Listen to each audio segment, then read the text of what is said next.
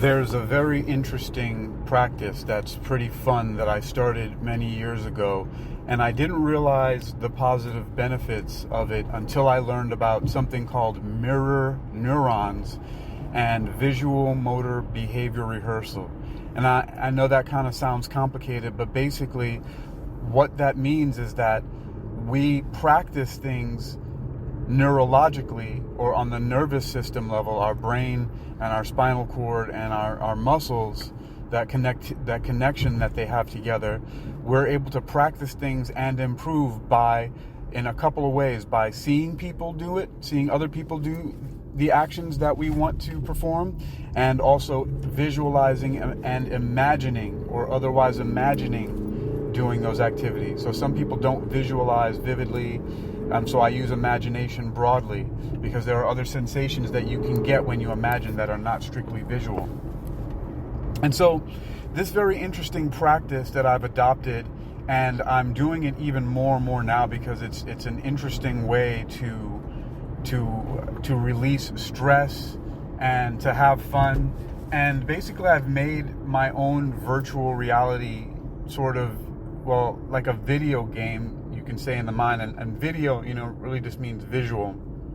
But it's a system in which very clearly, so for people who may know about the Power Rangers TV shows and things like that, I never really was a big fan of it. I never watched it. I think I might have seen one of the movies that was one of the more recent ones that came out, and that was many years ago. I don't remember. Maybe it's been 10 years by now.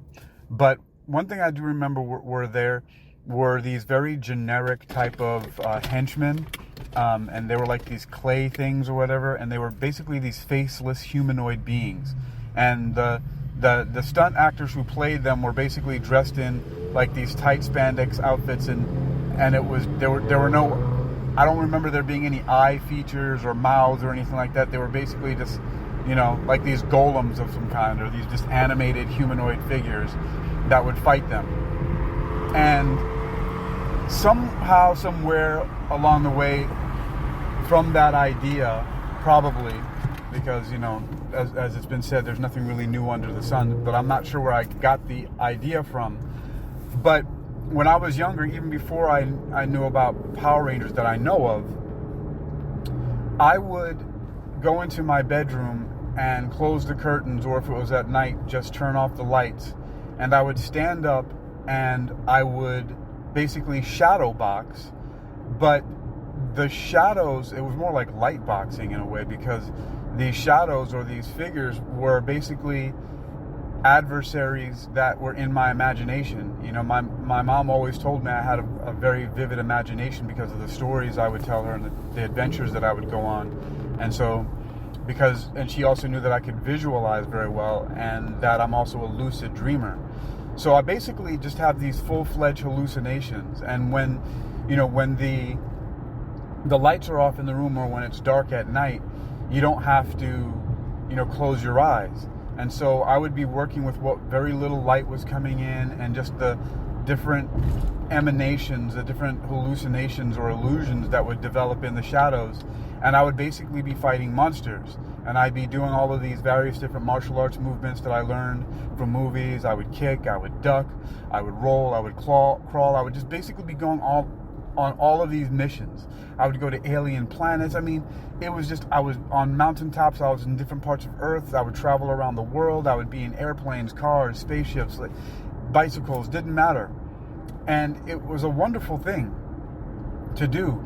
And I later learned, it's probably one of the reasons why I built up a lot of skills and was able to execute a lot of physical movements the first time I tried them by seeing them, because I already had a lot of this muscle memory, if you will, or actually neuromuscular memory built in, based upon, as I said before, the understanding that we have now of what neuroscientists call mirror neurons, and also from the understanding of visual motor behavior rehearsal. And so basically, just by me practicing those moves in my imagination and seeing them, and that's why I would practice them, because I would see them in movies, or in cartoons, and then I would practice them or try to do them in the dark or with my eyes closed whenever I had time. And I spent a lot of time by myself doing this. And so, but one of the things that I developed doing afterwards, and I didn't do it so much before, but I'm doing it a lot more now, is I would imagine those, those faceless humanoid beings, and then I would put a label on their chest, sort of like how a marathon runner or another athlete, track runners, they have their numbers pinned, onto their outfit, or just the way, any athlete has their number and their name on their jersey. And so these, I would imagine them being traits that I wanted to, at first it was destroy them in myself. Now it's transmutation. And in sort of a way, I picked a power from a couple of other fictional characters.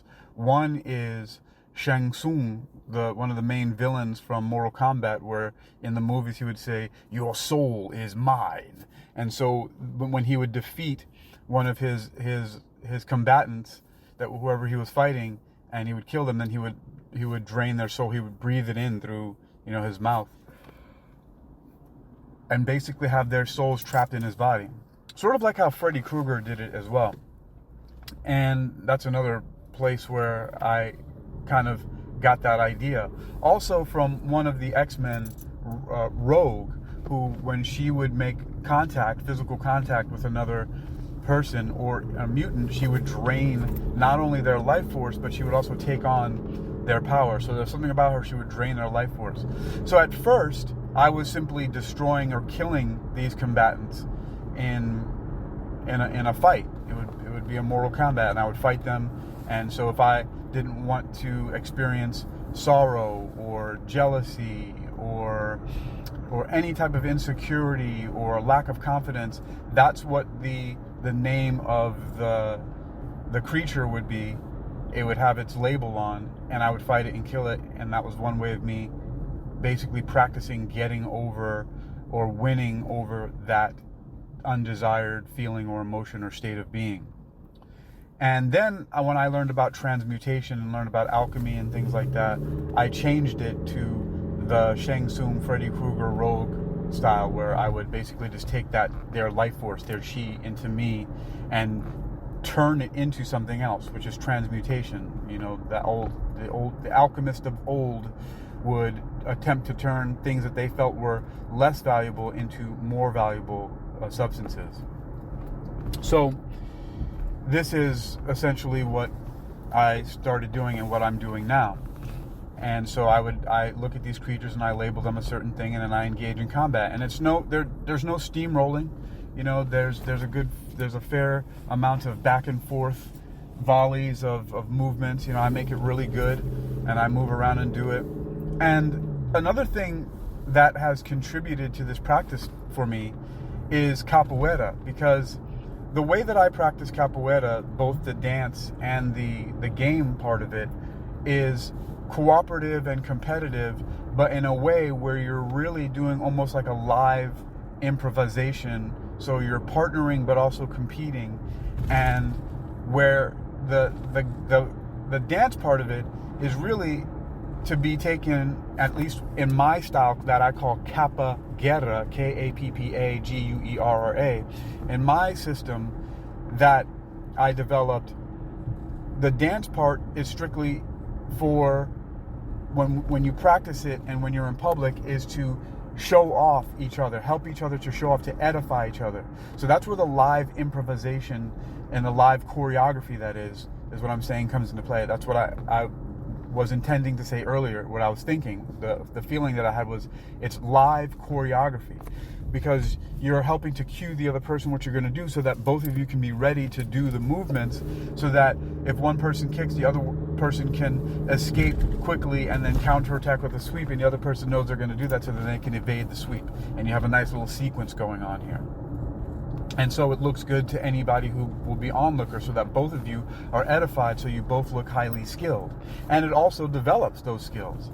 And those skills carry over when you play the game a little bit more competitively, which also is about strategy, timing, positioning, and so that you are, the way that you win is you use skill and timing and the right type of placement to take the person off their balance so that you knock them on their butt and or their back, but without brute force. You're not kicking them in the head to knock them out. You're not punching, elbowing either. You're not drawing blood, right? And you're not sweeping them hard so that they land on their head or back and smash something, right? You're doing it in the most elegant and most graceful way, using the least amount of force. You're usually using strategy, skill, and timing to accomplish your objective of unbalancing them. And so this, in Capoeira though, what I also learned was how to use a high level of skill like that type of cooperation. So, and this is what aided my transmutation processing with these things as well, is that while I'm doing Capoeira movements solo, because I don't have a partner, there's a lot of things that you can do that flow one right into the other. A lot of people nowadays, like for example, the character Eddie Gordo who was based off of Mr. Marcelo, who I met in Hangzhou, China of all places, at a Batisado, the very first one where I actually got a cordal. I think that was in 2020 or 2021. And he did the motion capture for the video game character Eddie Gordo. But in a similar way, people are just like, oh, just a button smasher in a video game that you can just basically just press a bunch of buttons over and over again, and Eddie Gordo will do a very nice flowing sequence of Capoeira movements that will, do a lot of damage to the opponent. Well, when you're doing solo Capoeira movements, you can flow into various different movements in that same way. And so I use that as part of now, and I have been for years, ever since I started learning Capoeira in 1992. I use that now as part of my flow when I'm defeating these adversaries of these different parts of myself that I want to change. But once again, instead of destroying them, I'm transmuting them. And I have something that I need to do. In a moment, let me get back to this. Okay, and so the whole idea, so basically what I'm talking about is I have this whole toolkit of physical movements using the movements of Capoeira, and I also blend in Muay Thai, Judo, boxing. I don't even know what a lot of the stuff that I'm doing, where it comes from, because I see movements and then I incorporate them into my movement library, as I've heard somebody online refer to it as. I've often called it my holistic archives, so something similar to that, but this is a really excellent way to get exercise. And one of the things is why I developed it is because I spend a lot of time alone. And so even though I've been part of games and had the opportunity to play with various different Capoeira groups and met people along the way to play Capoeira with, I'm so obsessed with it that I've never stopped just because I wasn't in class. So, in essence, I've never really been, for example, a weekend warrior, because I'm just always doing this stuff, like wherever I go. Some people think it's bizarre. A lot of people are just kind of used to it. One of my friends used to say, you're like a gazelle, because I bounce around all over everything. I'm always finding some opportunity to squat, to crawl, to roll, to climb, to jump, to spin, to kick, to flip, to cartwheel, to run. I'm just climb, I just all the time, to jump. I just always just want to be doing that stuff. And the fascinating thing is that it's paid off in my life in major dividends. The compounding effect of the fact that I'm just constantly in motion, and that I'm also using a lot of the movements. I'm a lot of times in my head, because like I said, I'm by myself a lot. So, and I'm very fantasy prone. So I'm constantly fighting bad guys, which really are just aspects of myself that, once again, I used to want to annihilate. But I realized that what I'm really doing, or what I really should have been doing, and what I do now, is that I'm simply transmuting them, or changing them from one form to another. Just like the laws of the conservation laws, like for example, conservation of matter in physics and conservation of energy, both say that matter and energy cannot be created or destroyed. They just change form from one form to the other. So that's what I'm doing. I'm changing. And that's even what particle accelerators and even the atomic bomb is. It's actually technological alchemy. It's changing states, changing matter from one thing to another. You're basically getting something that you want from something different, or something else that you have. And those are the conservation laws. And matter and energy are equal. Einstein's equation tells us that, and they both do the same thing, right? They're conserved. They both are not created or destroyed. They simply change form. And E equals mc squared tells that energy equals mass times the speed of light squared. And mass is matter, but it's the measurement of matter, so it's a certain amount of matter. So, and that also informs me in my metaphysical studies, and my metaphysical position is that the universe is eternal based on that, because I say that if something cannot be created or destroyed, matter and energy, that means if it can't be created, it always was there, and if it cannot be destroyed, it always will be there or everywhere. And so therefore, conservation laws are really synonyms for eternal, for being eternal. And that's what I call my eternality axiom, which actually sometimes I talk about the eternality axiom being first. It's just that I published a paper on it first.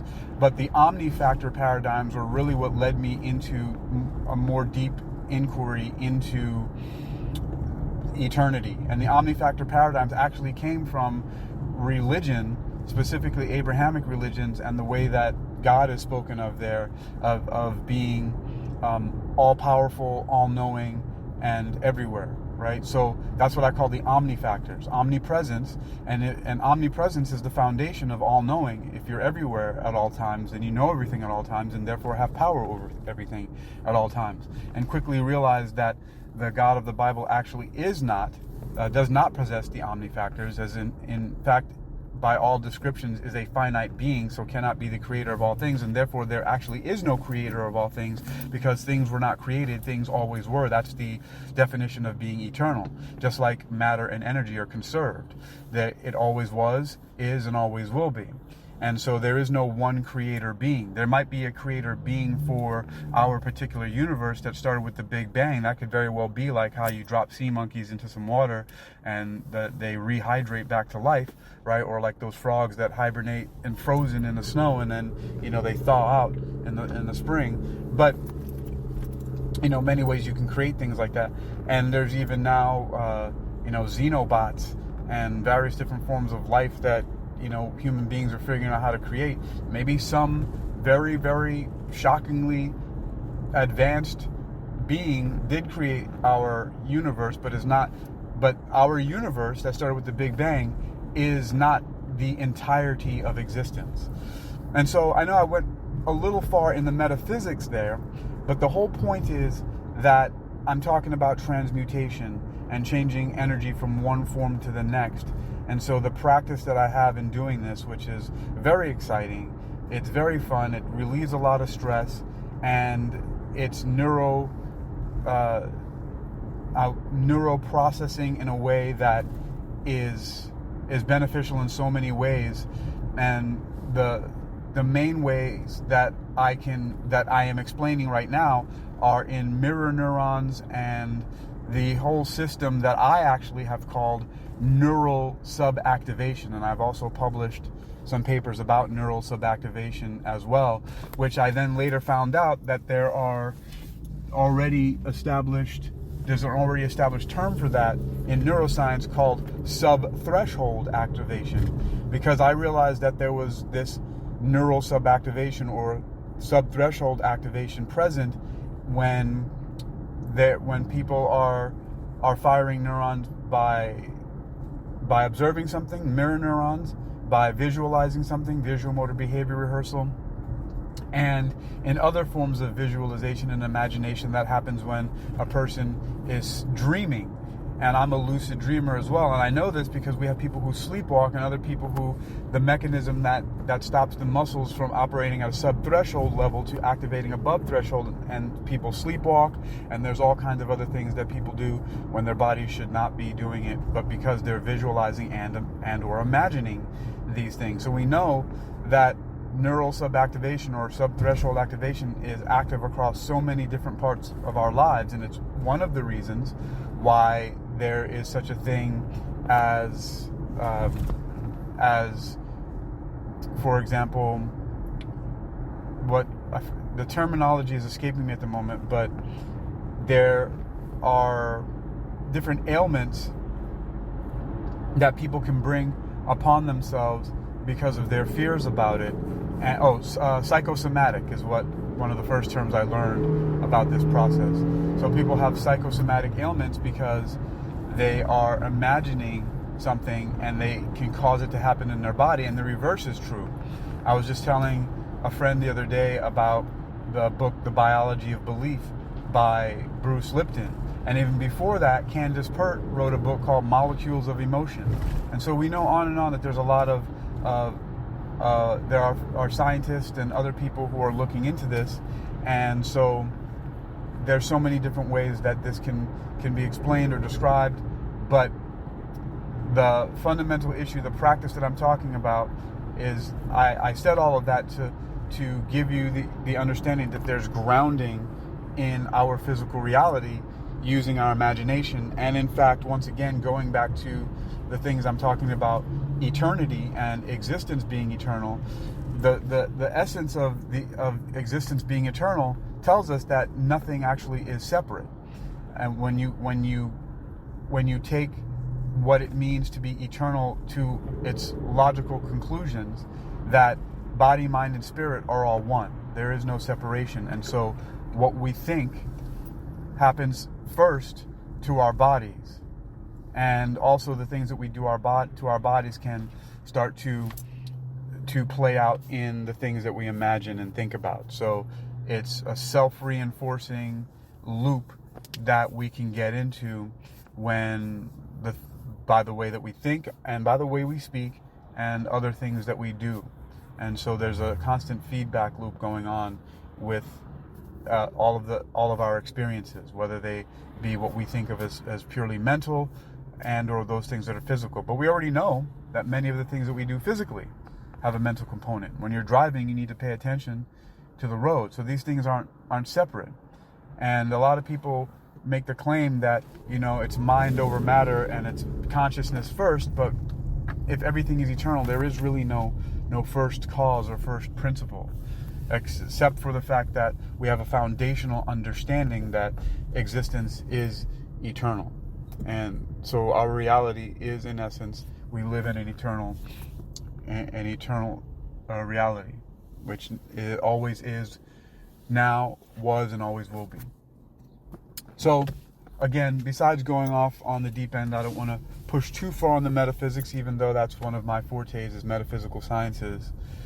The practical understanding of this is that you can take things that you feel like are undesired parts of your personality or bad habits that you have, and you can imagine them being some kind of adversary, or if you're a martial artist, or if you want to practice martial arts, or even, the story like I heard of the kid who had brain cancer, and then every night he would imagine like the game Space Invaders, and he imagined the mass inside of his brain as being like this black blob, and he would just shoot it with his spaceship over and over again, and until it whittled down in size, and then he was free of the brain cancer, the tumor shrank. So you can imagine it in whatever way you want, whatever your issue is, and then you slowly you